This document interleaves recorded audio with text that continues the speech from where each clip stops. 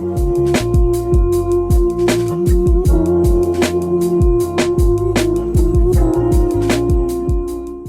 what's going on, everybody? My name is Curtis, and today I'm going to talk about episode 7 and episode 8 of She the People.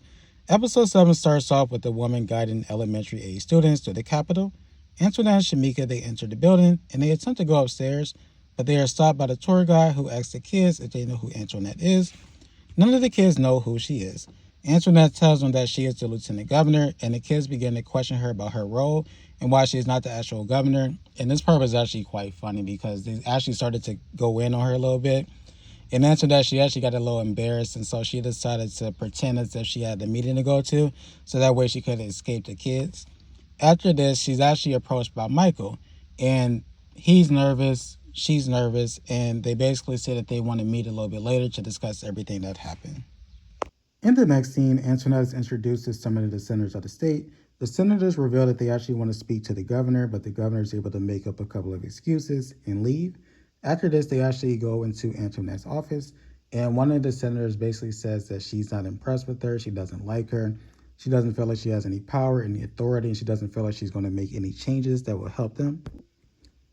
The other senator actually jumps in and says, the reason why she's so passionate and the reason why she appears to be combative is because of the pipeline. She doesn't like the fact that the pipeline is going to go through, some of the poor communities. Antoinette then reveals that she is actually in agreement with what she's saying and that she actually spoke with the governor about moving it 2 miles north.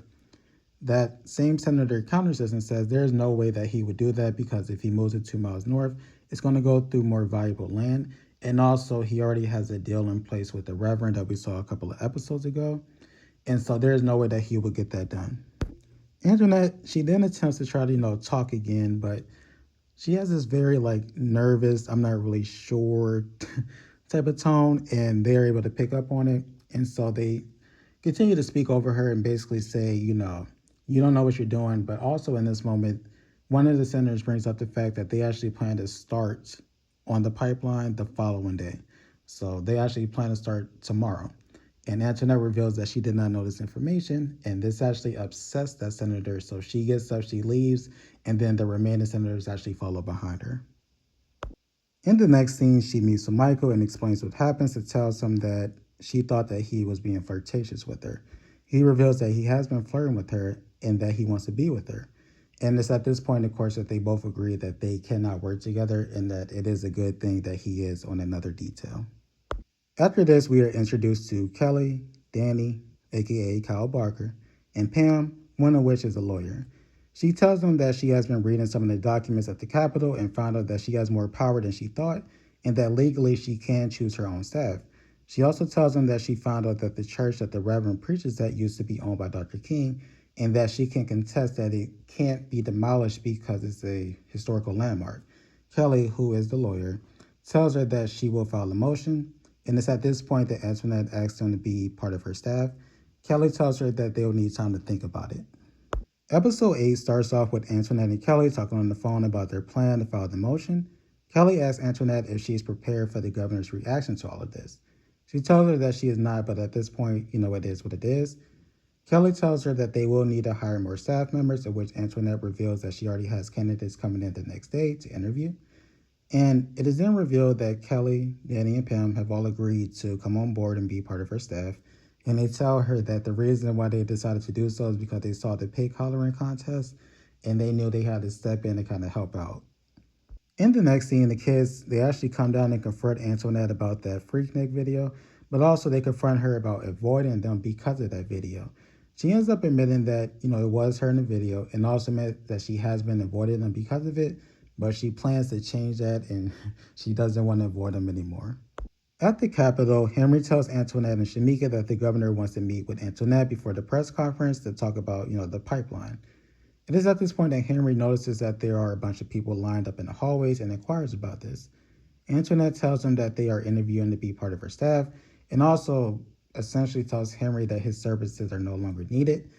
And then at this point, Kelly, Danny, and Pam, they walk in and Kelly actually introduces herself to Henry as her new chief of staff. And of course, you know that is Henry's current title. Henry ends up walking away from them and then goes into the governor's office. The governor is not there, but Jed is.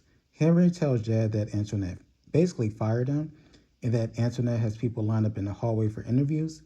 Jed does not believe him at first, but then he walks out and he notices that, of course, there are people lined up. But he also notices that Kelly is there. And he recognizes Kelly because she was the person who helped the mayor of Jackson get into office. And so he is a little bit concerned. And, he tells Henry, you know what, don't worry about it. I like you. The governor likes you. There's no way that we will allow, you to be replaced. And so give him some time, let him talk to the governor, and he will see what he can do. After this, Antoinette meets with the governor, who gives her a paper and lets her know that there's a speech on it. She is a little upset because she's like, I didn't write this, I didn't authorize this, but he basically says, you need to just go with the flow, go what I say, and I just need you to agree with me based on everything I say when it comes to this pipeline. And then he tells her to giddy up because the press conference is getting ready to start. And I felt like that was disrespectful. I think it was clear that she found it disrespectful. I think it was at this point that Antoinette decided that enough was enough. During the press conference, the governor lies and tells everyone that Antoinette was actually the one that was able to convince everyone to agree to the pipeline and also to sell their land. And then he starts to give her all of these compliments and tells her to come down and speak to the press. And so it's at this point that Antoinette, she surprisingly reveals that she was not responsible for getting everybody on board, and that her office did not send out any letters, and that her office did not authorize anything, and that they are not in agreement with this pipeline.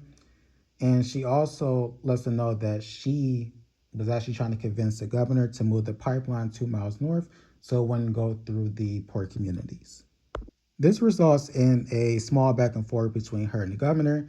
And then it's at this point that one of the reporters actually brings up a plant that is scheduled to be built near the neighborhood that Antoinette grew up in. Antoinette reveals that she is not in agreement with that as well. And then the reporter turns her attention to the governor and asks him about, the plant. This completely throws him off guard. And then that's when the reporters realize that the two of them are not on the same page.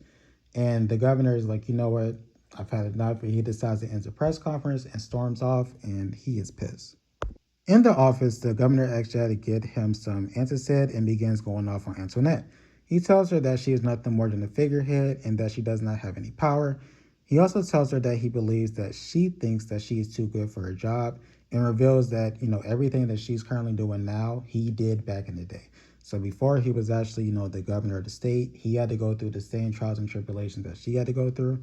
And he doesn't feel like she really wants to do like what he calls the grunt work. Like she doesn't have it in her to do the grunt work. Antoinette tells him that she doesn't mind doing the grunt work. She doesn't mind doing the hard work, but she just wants to be heard. She wants to be respected. She wants to be heard. She wants to be included. She doesn't want to be in a situation where she goes into every situation and she has no idea what's going on. And it's at this point that the governor, he begins to put his hand over his chest, near his heart. And he looks very startled and he looks like something is wrong.